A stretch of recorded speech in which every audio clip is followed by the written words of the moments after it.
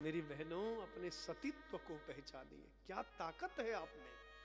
हमारे वेदों में, पुराणों में कथा आती है, सूर्य भगवान को रोक लिया उस सती जती नारी ने।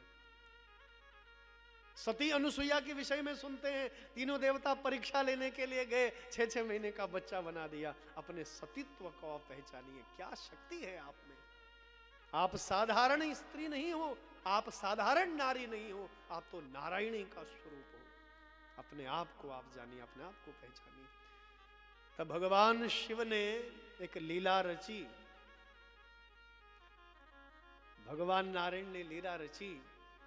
किस दैत्य का विनाश तभी हो सकता है जब इसकी धर्मपत्नी का सतीत्व नष्ट हो जाएगा। इसकी जो पति परायणता है, जब वो नष्ट हो जाएगी,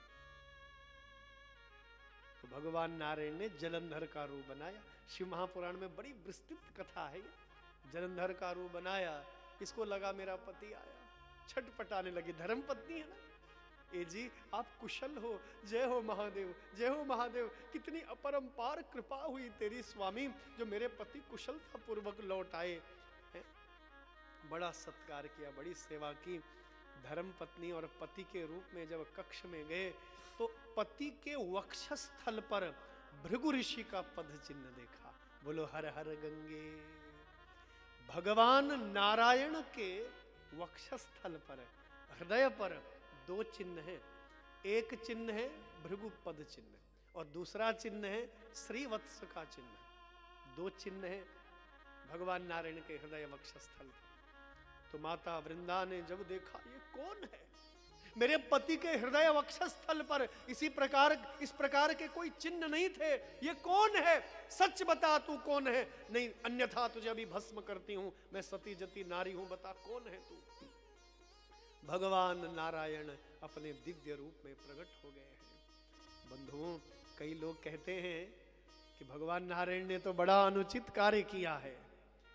नहीं जी, ये वृंदा कोई और नहीं है, ये तो महालक्ष्मी का रूप है।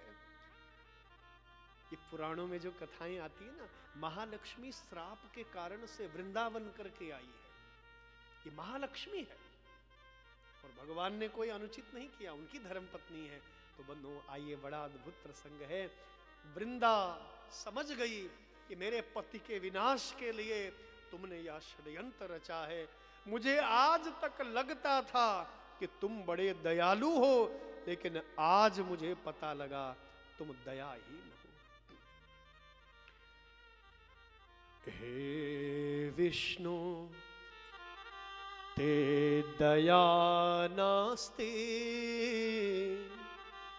पाषाण सदृश मना।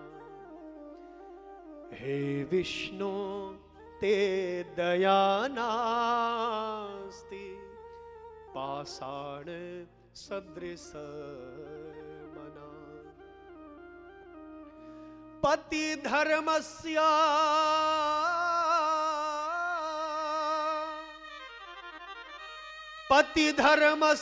भंगेन, पति धर्मस्य भंगेन मम स्वामी हता खल, मम स्वामी हता खल, मम स्वामी हता खल। मेरे पति को मारने के लिए तुमने षड्यंत्र रचा है। मैं समझ गई हूं, जान गई हूं। मैंने आज तक ये जाना था, ये समझा था तू दया का सागर है नारायण, लेकिन आज मुझे पता लगा तू बड़ा निष्ठुर है। अरे मुझे अबला पर तुझे दया नहीं आई। मेरे पति धर्म को तूने भंग कर दिया। मेरे पति का विनाश करवाने के लिए इतना बड़ा छल मेरे साथ किया। मैं तुझे श्राप देती हूं। तुझे नहीं पता धर्म पत्नी का प्रेम क्या होता है। तो महालक्ष्मी के साथ निरंतर रहता है ना बैकुंठ में। तुझे नहीं पता कि महालक्ष्मी धर्मपत्नी का प्रेम क्या है। तू कभी अलग नहीं रहा। मैं तुझे श्राप देती हूं, एक सती जती नारी का श्राप है तेरे लिए। जिस प्रकार मैं पति के लिए तड़प रही हूं, तू भी धर्म पत्नी के लिए रोएगा, दर दर भटकेगा तो धर्म पत्नी के लिए, जंगल में भटकेगा तो धर्म। तो उसी शाप के कारण भगवान राम माता महालक्ष्मी से, सीता जी से अलग रहे। पहले तो रावण ने हरण किया और फिर बाद में धोबी के कहने पर भगवान ने सीता माँ का परित्याग कर दिया था। तो बंधुओं, ये सती जति वृंदा का शाप था। अब मेरे पति को तुमने नष्ट करवा दिया, अब मैं जीवित रहकर क्या करूं? चिता बनाने लगी, चिता में जल करके राख हो गई वृंदा। अब भगवान नारायण पागल हो गए वृंदा के प्रेम में। वो तो महालक्ष्मी है ना जी, वो अपना स्वरूप भूल चुकी है।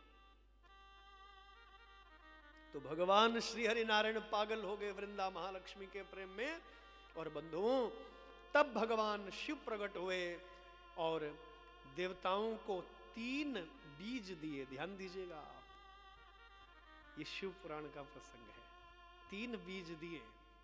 पहला बीज था तुलसी जी का। ये तुलसी मां के अवतरण की कथा, तुलसी मां कैसे प्रकट हुई। पहला बीज है तुलसी का।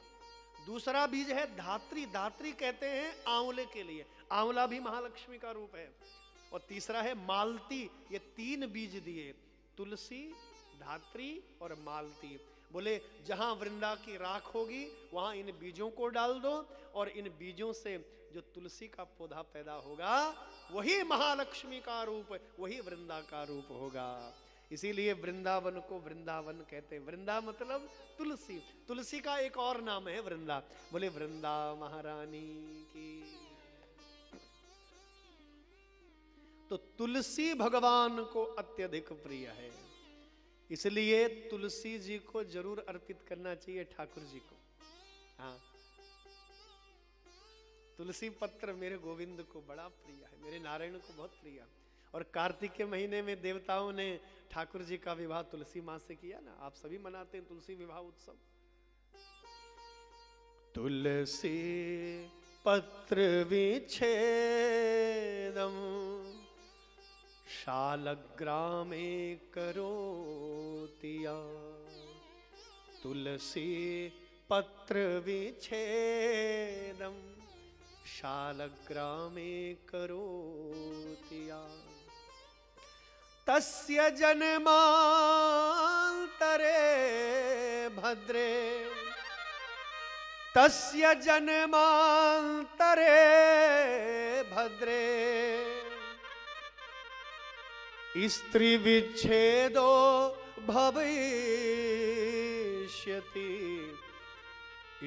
स्त्री विच्छेदो भविष्यति। जो भगवान नारायण से, बद्री नारायण से, लक्ष्मी नारायण से, मेरे राम जी से तुलसी का पत्र अलग करते हैं, कहते हैं धर्म पत्नी से वियोग होता है या पति से वियोग होता है। ध्यान दीजिएगा। इसीलिए कभी भी माता तुलसी को भगवान से अलग न करें। तस्य जन्मांतरे भद्रे स्त्री विच्छेदो भविष्यति।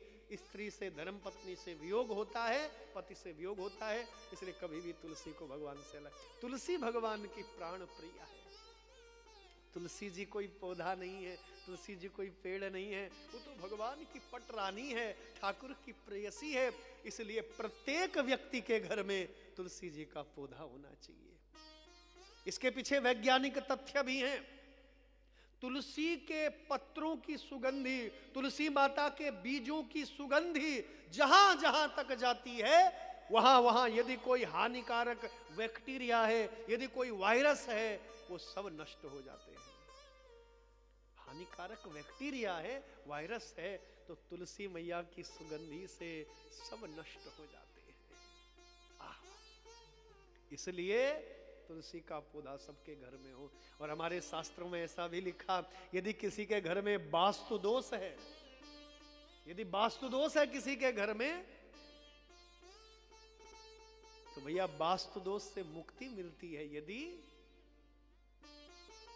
तुलसी का पौधा लगा लिया, तुलसी का पेड़ यदि लगा लिया। इसलिए तुलसी मैया सबके घर घर तुलसी होनी चाहिए। ये सनातन धर्म की पहचान है। तुलसी के आगे दीप प्रज्वलित करिए। कितनी अद्भुत है माता तुलसी। ऐसी कोई औषधि नहीं है जिनमें तुलसी माता के पत्ते, तुलसी माता के बीज, तुलसी माता की तना, जड़, ऐसी कोई औषधियां नहीं है जिनमें तुलसी माता का प्रयोग नहीं होता है। तो तुलसी आयुर्वेद के दृष्टिकोण से वरदान है, वो कृपा है। तुलसी माता का अर्क जो होता है भैया कितनी बड़ी औषधि है। तो आइए, तुलसी वरदान है, तुलसी कृपा है, तुलसी का पूजन करें, तुलसी के पेड़ पौधे को लगाइए, हैं? तो आइए मेरी ये प्रार्थना तुलसी मैया। और कहते हैं बंधुओं, यही जलंधर जो है रावण बन करके आया था। ऐसा जलंधर जो है यही रावण बन करके आया।